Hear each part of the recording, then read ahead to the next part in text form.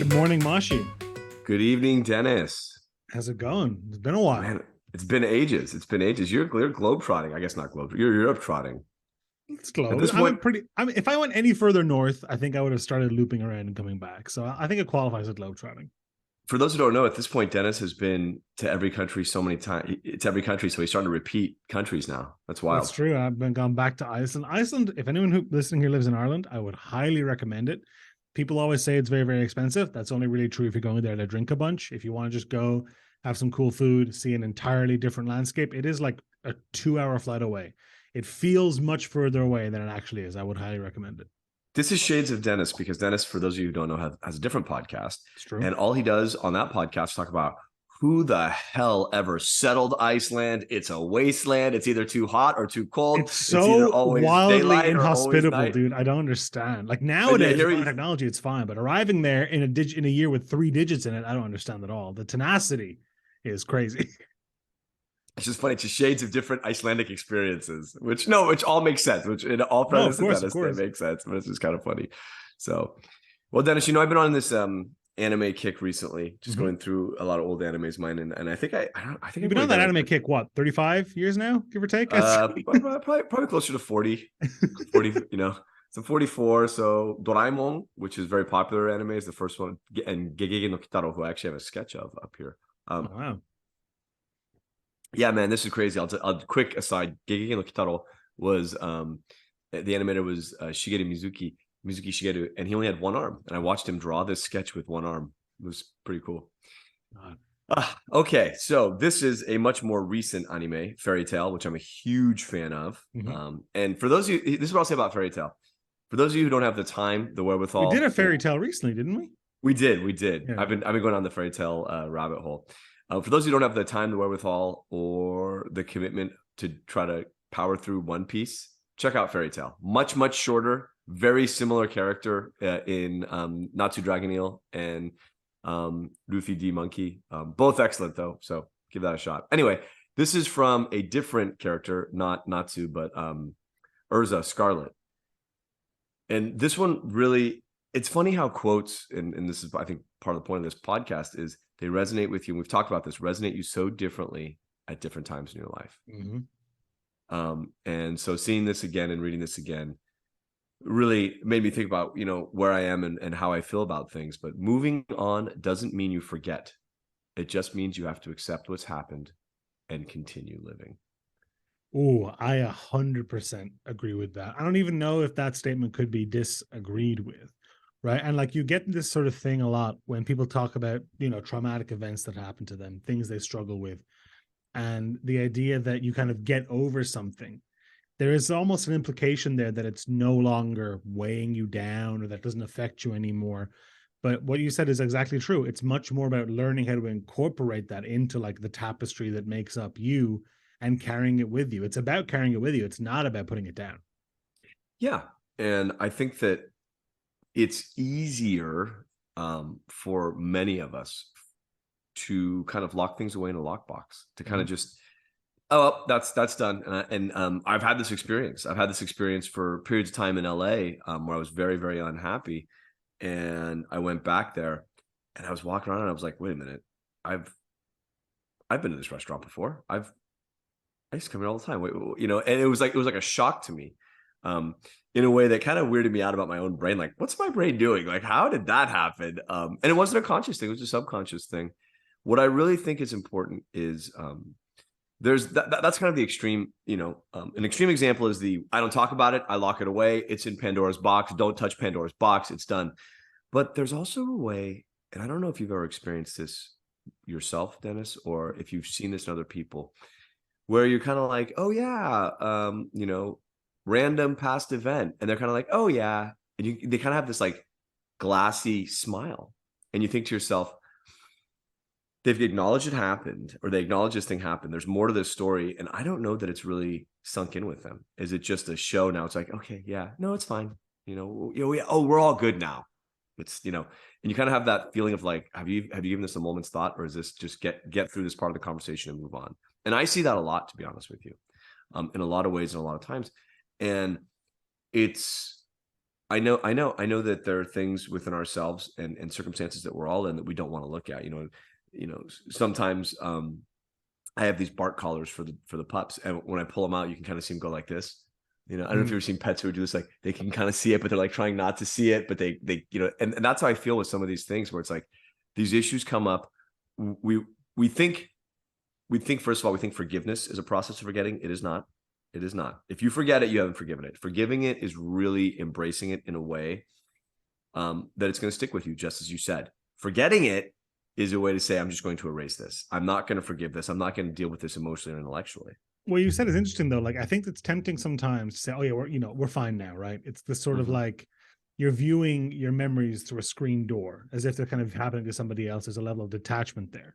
But you mentioned seeing it on other people's faces in conversation, and that might just be that person might have processed it, might have internalized it, might have carried it with them, but they just don't feel like opening that door right now, and I think that's okay too. I think eventually you build that barrier, or time builds it for you probably more accurately anyway. But it's always there to be able to be dived into, but I don't think it's appropriate or necessary to do it every single time, if that makes sense. Oh, I'm with you completely. And I think it's a different, there's a different way you can see when you bring something up and, oh my gosh, the sun is just massively, I have the shades down in the loft here and the sun just came out. It's just like someone turned the lights on all the way. There's a way, I mean, speaking to someone about something, how specific can I get? And I could tell from their reaction, just the smile and their body language, that this came up, and it was like, no, we're good. Everything's fine. And I was like, oh, this is totally processed. Like I could tell. I mean, I think there's a way you could tell where it's like that moment. Maybe it's a wistful look, maybe it's an apprehensive look, but maybe it's just body language and posture. I think it's like, okay, cool, that chapter's closed. Oh, my in a therapist healthy will joke way. with me about that. Like she'll ask me about something, and I'll go, "Oh yeah, it's fine, it's fine, it's fine." She's like, "Ooh, triple fine. Okay, that's how you Mhm. know." And I'm like, "All right." I mean, it's so funny.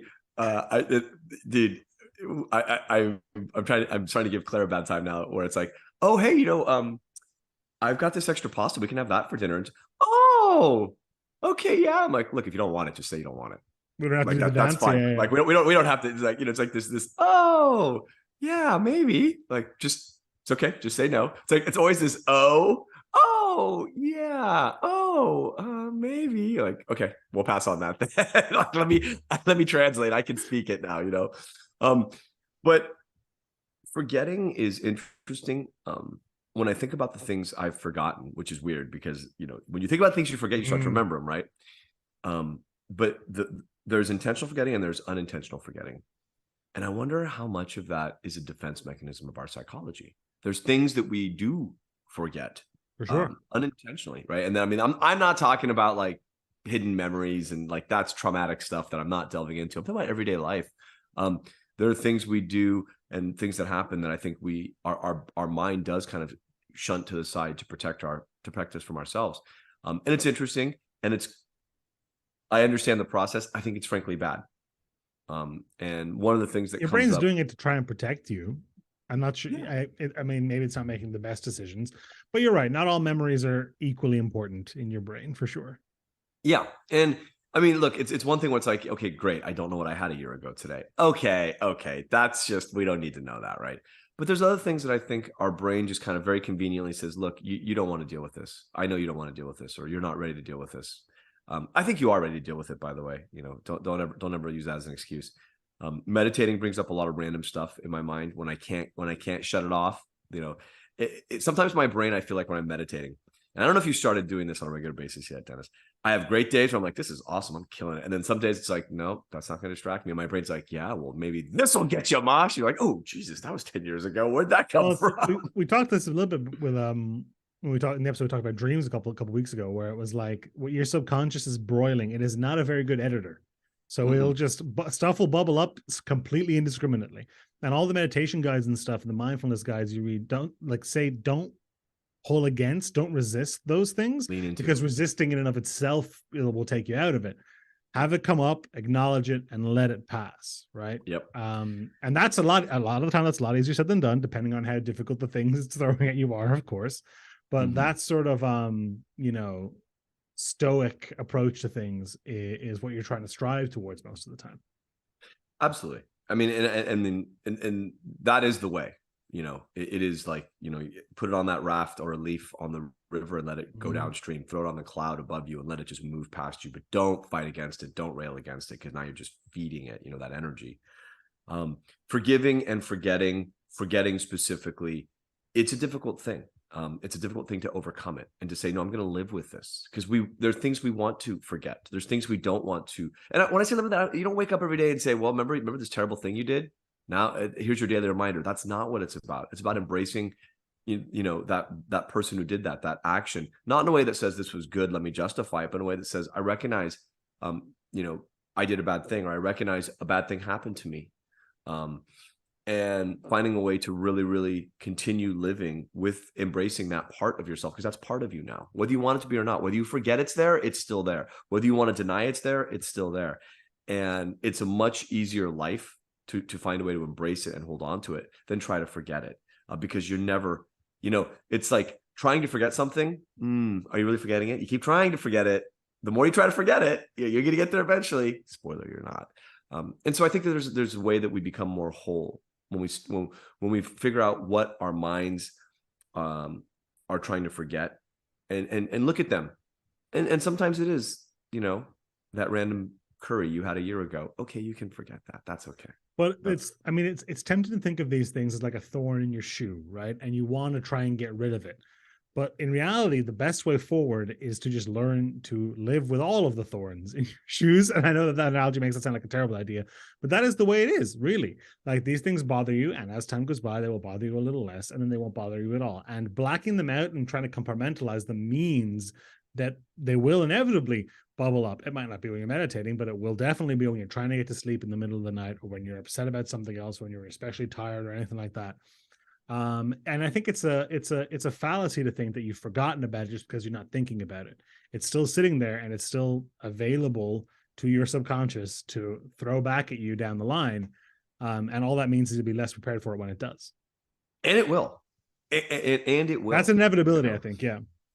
I mean, I love all these cartoons where it's like, going to bed early, and and it's like you lay down and your brain's like, what about that blind date? What about that blind date back in 2006? And you're like, son of a bitch, Yes, the brain, the brain just gets you. But it's, the other thing is, I think, and I'll speak for myself maybe more personally here. The more we try to build on an edifice of forgetting, the more we try to say, hey, that's the past, I've let go of it, I'm not going to engage with it, I'm not going to embrace it, but I'm just going to build and move on. You're building on sand. And because as we've already said, those things don't, you never really forget. And you want to forget, you try to block things out. It doesn't work that way. Life isn't like that. The human brain isn't like that. You can relocate to another country, in a whole new community, in a whole new place. Maybe you get a lot of that benefit, but don't build on sand. Find the bedrock. And the bedrock is you. And as long as when you're forgetting pieces of yourself, you're turning it into sand. When you start to remember and embrace those things, you're building that bedrock into a solid foundation. So that's why I love this quote. And it's part of what Ezra had to get through in the anime. So it works really, really well. I hope you carry that in. I hope you remember nothing at all about today, Mashi. Forget. Have a great morning. Have a great evening, Dennis.